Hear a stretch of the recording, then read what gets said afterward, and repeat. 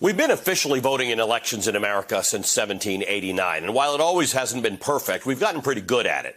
But a lot's changed since the beginning by granting the right to vote to all people, regardless of gender, race, or color, outlawing poll taxes, and even making your vote private starting in 1890, when many states began to use secret ballots to prevent voters from being bullied into voting for candidates they didn't support. A lot has changed since we started voting, but one thing hasn't, and probably shouldn't. Voting in America has always been the responsibility of the government, state, local, and federal.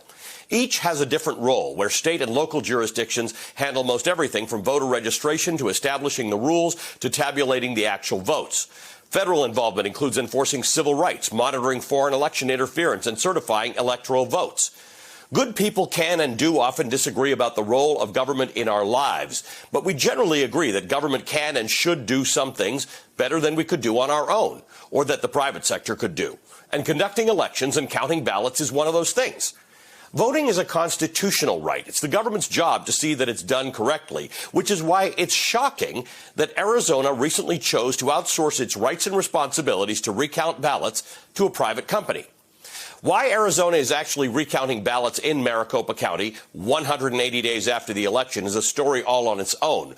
But not only have they invited a random privately owned company in to conduct the count and lay hands on ballots cast by citizens, but they're doing it with a company with dubious credentials. The company, Cyber Ninjas, is run by a guy who has been spreading the big lie that the election was stolen. So at best, he's got a dog in this hunt, and at worst, his company isn't impartial in the matter of how the votes in Arizona's most populous county went. We should be very concerned about the outcome of this highly suspicious election audit. If you think there was voter fraud, and by the way, courts in Arizona have said there was none, if you think democracy is in peril, the solution to those issues do not start with a Google search for a private company that has taken a political position on the election in question. What we are watching in Arizona is democracy coming apart in the little details. By handing over real people's ballots to Cyber Ninjas, we're giving up the actual levers and tools of our free and clear elections. Hey, thanks for watching our YouTube channel. You should know that you can follow today's top stories and breaking news and catch up on your favorite MSNBC shows all in one place. Download the NBC News app today.